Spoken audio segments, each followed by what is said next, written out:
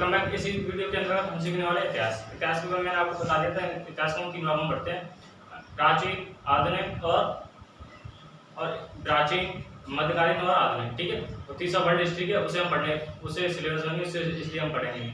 तो इसलिए हम आज क्या पढ़ रहे हैं, मध्यकालीन भारत। और मध्यकालीन भारत हम कहाँ तक कहानी हो गई थी वो मैं बताता हूँ। ठीक है, मोहम्मद गजनवी भारत में आया था, जो कि तुर्क का था। भारत में आया था, उसने 70 बार आक्रमण किए थे। उन आक्रमणों के बाद जैसे कि अब देखिए, वो जब आक्रमण उसने किया था, ठीक है, तो उस टाइम पर ना ही आप थे ना ही मैं था, और जिसने मुझे पढ़ाया ना ही वो थे, कोई था नहीं। तो वहाँ पर क्या था, मोहम्मद गजनवी के साथ कुछ लेखक आए थे, वो कुछ लेखक लेकर आया था अपने साथ। उन्होंने इस पूरी कहानी को उस बुक में लिखा था। तो हमें क्या करना है, उन बुकों को पढ़ना है, बुकों के बारे में पढ़ना है, थोड़ा बस उस बुक का नाम पढ़ना है, वो किसने लिखी है उसके बारे में पढ़ना है। ठीक है, तो ये इसी वीडियो के अंतर्गत हम सीखने वाले हैं। जैसे कि अल-बरूनी था, अल-बरूनी का लिखे तहकीक-ए-हिंद, हिंद यहाँ पे हिंदू नहीं हिंदू होगा। ठीक है, हिंद ये किस भाषा में लिखी गई है, अरबी भाषा में लिखी गई है, बात समझ में आई। ठीक है, दूसरा है फिरदौसी। ठीक है, फिरदौसी ने 2 किताब लिखी थी, शाहनामा। ठीक है, ये जो शाहनामा बुक है, ये महान फारसी ग्रंथ है। ठीक है, जो फारसी में ये महान ग्रंथ बोला जाता है इसे। ठीक है, दूसरा इसने कश्मीर को पृथ्वी का स्वर्ग कहा था। तो क्वेश्चन पूछा जाता है, किस लेखक ने कश्मीर को पृथ्वी का स्वर्ग कहा है। मतलब जो पृथ्वी है, कश्मीर है, उसको स्वर्ग कहा जाता है।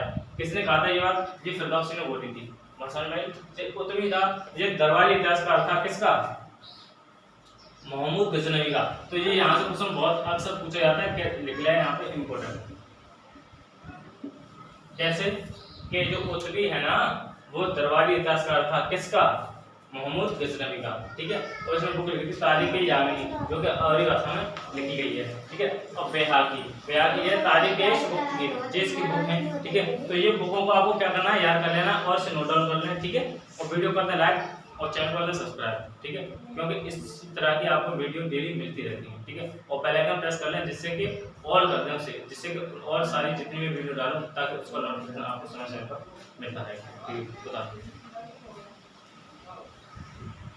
देखिए हमने क्या पढ़ा था अभी, हमें पढ़ा था लेखकों के बारे में। ठीक है, लेखक पढ़ा और उनकी कविता पढ़ी। ठीक है, अब कहानी को आगे बढ़ाते हैं। ठीक है, मैंने आपको पढ़ाया था कि जो तुर्क में आक्रमण किया था ना, तुर्क देशों ने, तुर्क वालों ने, तो सबसे पहले किसने किया था, गजनवी। किसने किया था, गजनवी। ठीक है, उसके बाद आया था गौरी।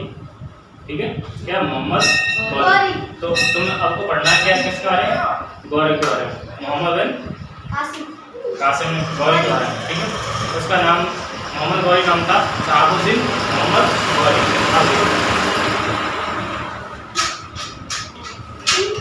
कहानी कुछ इस प्रकार थी कि जो गजनवी था, उसने भारत पर आक्रमण किया, लेकिन वो भारत को मात्र लूटना चाहता था, और लूट मार के वहां पर अपने देश चला गया। अपने भारत में वह शासन करना नहीं चाहता था। ठीक है, गजनी का यह क्या था, माइंडसेट था। अब गौरी का माइंडसेट अलग था, वह सोने को लूटकर उसी भारत में ही शासन करना चाहता था। ठीक है, वह चाहता था कि पूरे भारत पर उसका शासन हो। किसका, मोहम्मद गौरी का। ठीक है, तो उस इसी माइंडसेट के साथ वह भारत में आया, उसने आक्रमण की। ठीक है, कुछ फेमस जैसे तराइन का प्रथम युद्ध, तराइन का द्वितीय युद्ध और तराइन का तृतीय युद्ध।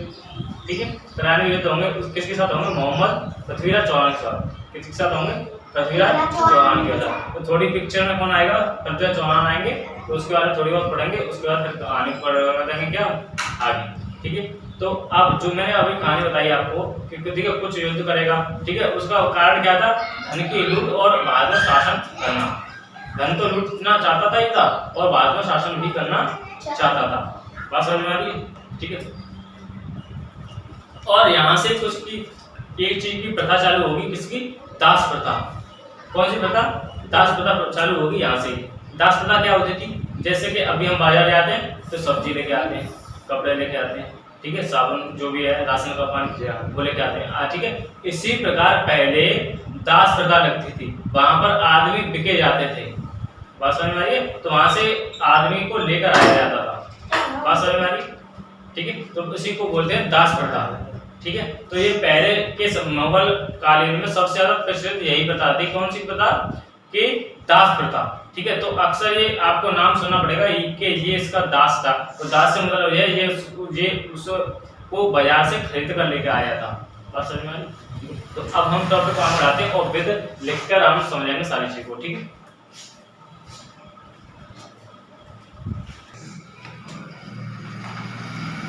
देखिए, जो मैंने आपको कहानी समझाई उसको मैं आपको विद रिटन लिख करके मैं आपको सामने पेश कर रहा हूँ। ठीक है। ताकि आपको नोट्स भी बना सकें और आपको लॉन्ग समय तक इसको याद भी रखें। ठीक है। जैसे कि शहाबुद्दीन मोहम्मद गौरी, ये इसका पूरा नाम है। ठीक है। और इसका हम परिचय पढ़ेंगे, इंट्रोडक्शन पढ़ रहे हैं इसके बारे में। ठीक है। तो 1173 की बात है। ठीक है। 1173 इसमें मोहम्मद गौरी गजनी का शासक बना था। ठीक है। गजनी वाले इलाके में, जहाँ का मोहम्मद गौरी गजनी था। ठीक है। जो गजनी था ना, जो गजनी इससे पहले हमने पढ़ा था। ठीक है भाई, 17 वाला काउंट किया था, उसके बाद बात कर रहा हूँ। ठीक है। वही तो वहीं पर क्या बन गया, वहां का क्या बन गया, शासक बन चुका था।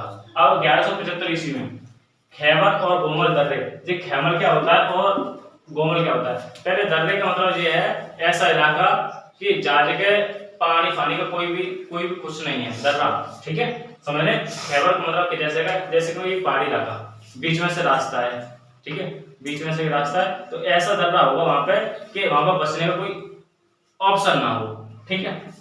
भारत मुल्तान पर आक्रमण किया। जैसे कि भारत में एक जगह है मुल्तान, तो वहां पर उसने क्या किया था, आक्रमण किया था पहली बार। ठीक है। और उस आक्रमण करने का कारण क्या था? जो कारण है धन की प्राप्ति और साम्राज्य। मतलब कि साम्राज्य का मतलब है भारत में यह शासन करना चाहता था, साम्राज्य का मतलब ये है इसमें। और धन की लूट का मतलब, धन की प्राप्ति का मतलब ये धन तो अपने भारत में था ही, तो उसी को प्राप्त करने के लिए यह भारत में आया था, इसीलिए इसने आक्रमण किया था।